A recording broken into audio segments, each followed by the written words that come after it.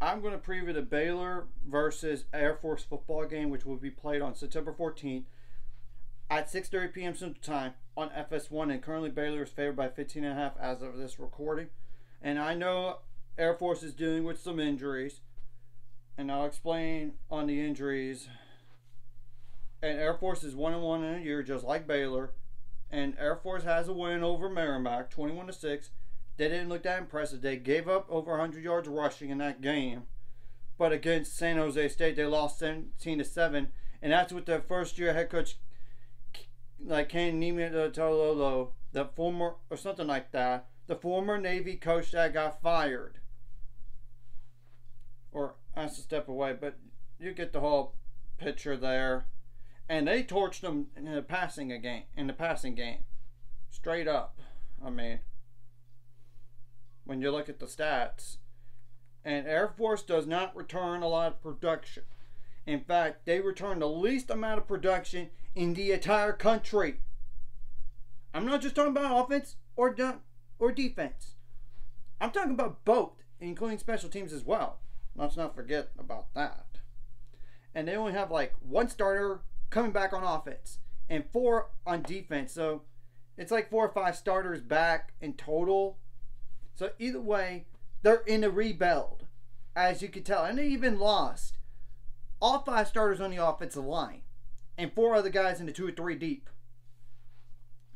So I'm just being very truthful about it on Air Force statistically. And I will include the outlook on Air Force football in the description below so y'all could see it. And offensively, Air Force only averages like 14 points per game. And defensively, 11.5 they allow. Like 217 yards per game offensively, 264.5 against them defensively. The average 2 deep offensive line really is 289.5 pounds, and 2/3 deep on the defensive line is 269.3 pounds.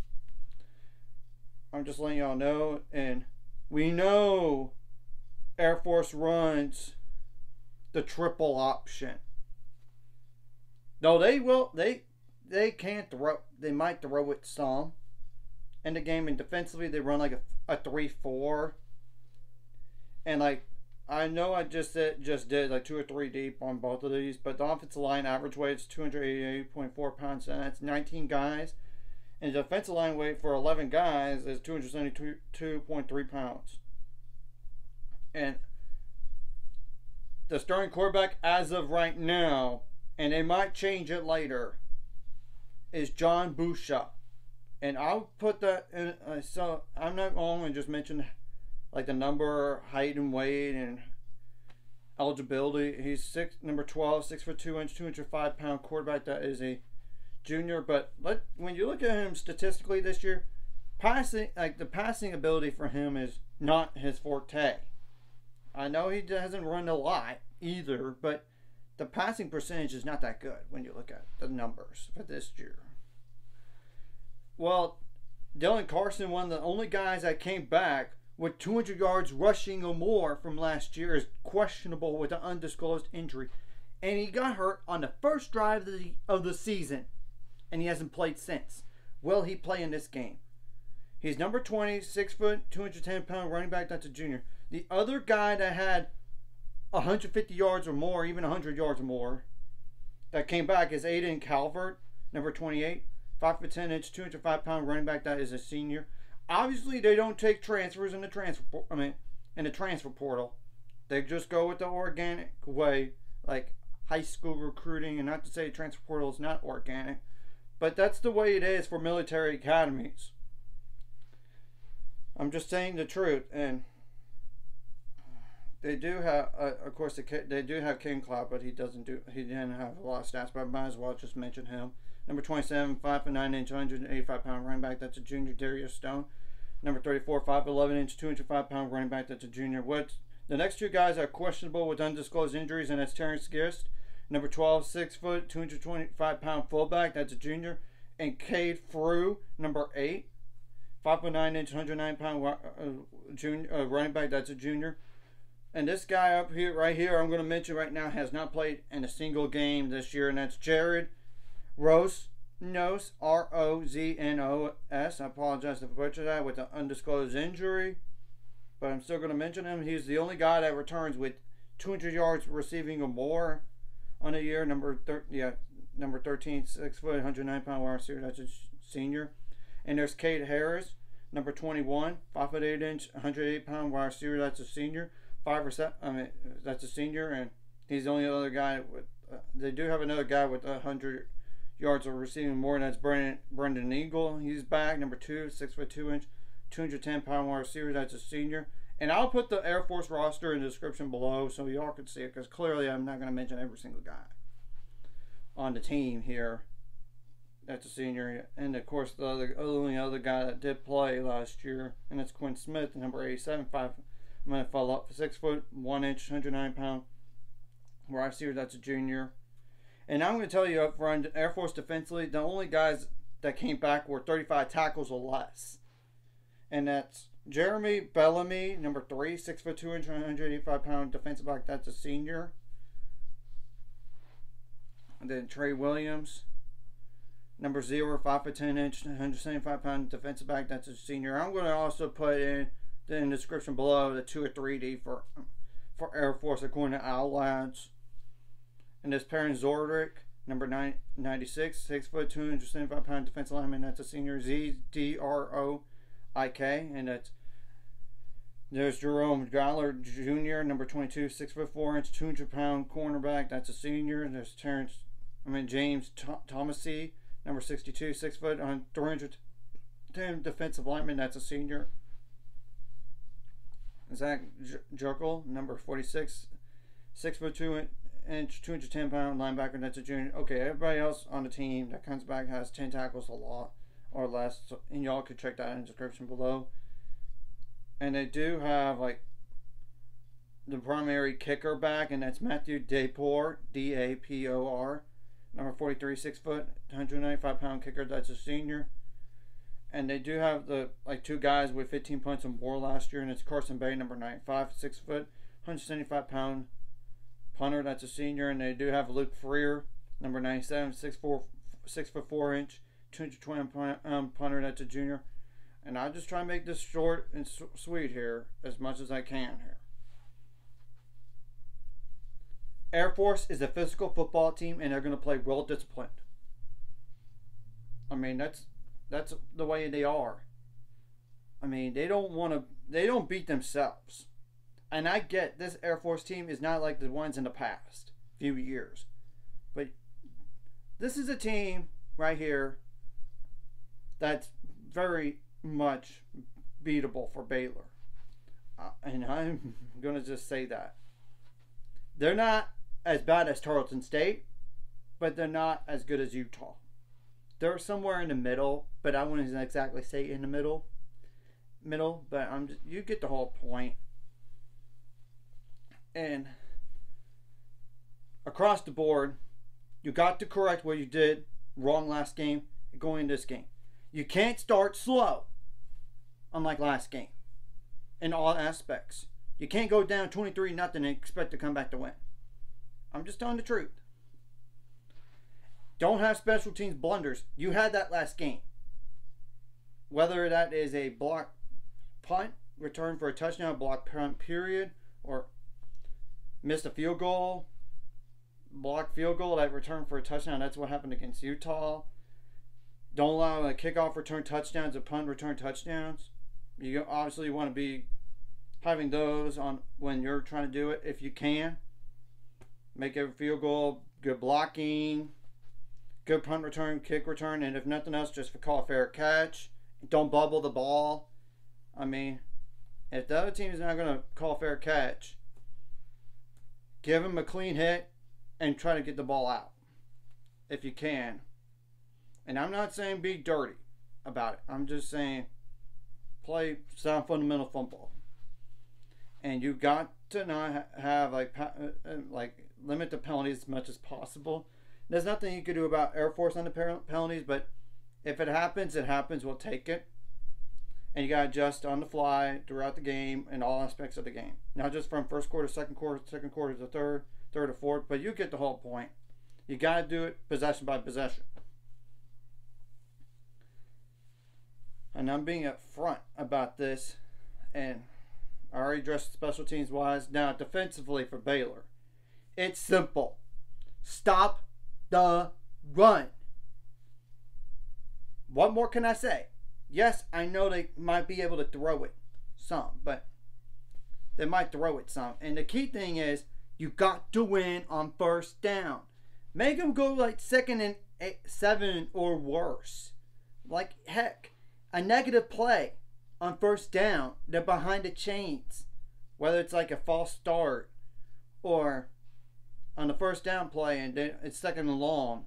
Don't give up explosive plays in the run game or in the passing game, which I know they might not test the secondary that much, but you get the whole point. And if they do pass the ball, get this quarterback rattled. I'm just saying. You got to play sound fundamental football. And I know Dave Aranda has addressed this, and he even said they've been practicing this triple option since the beginning of camp. So they will be prepared for it, not just for this 1 week. They already did that in the past. So you got to contain the edge. You got to play with physicality and push them around up front. Get them to negative plays. And they will go for it on 4th down. When it's for like 4th and 2 or 4th and 1. I mean, that's the thing in all this. And get into like 3rd and long situations at like 3rd and 5. Or, 3rd and 6 or longer. And don't allow that many yards. And whenever you can, make a play on the football. Whether it's a fumble and you return for a touchdown, or just a fumble and you recover it, or just an interception, and or even an interception and return for a touchdown. You got to find a way to make plays on defense and create havoc for this Air Force team. They're not built for big comeback wins. And what's the key for getting this game blown open? The offense. Simply put, it has to be better than last game.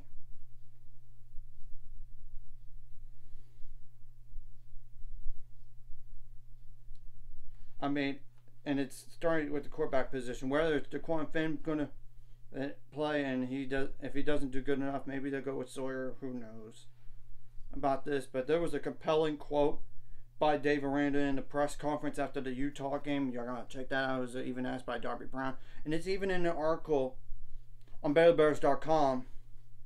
And I'm just going to read it off here. And you got to be better on the O-line. In general, and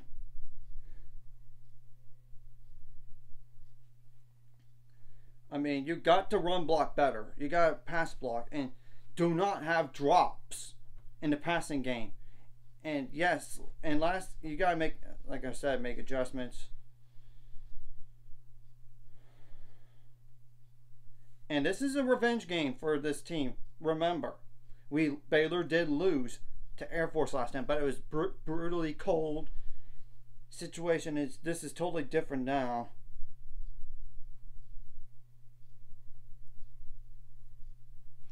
And you got to protect the football better. You got to win the turnover battle.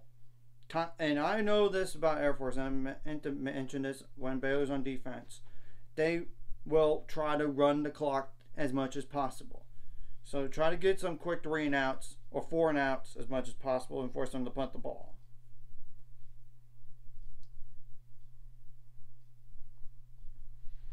It's just telling the truth. While offensively, I know there might be not a lot of plays as normal, but you got to make every single one count and execute your plays. I'm not just saying the blocking needs to be better just for the offensive line. I'm talking about everybody that is used to block.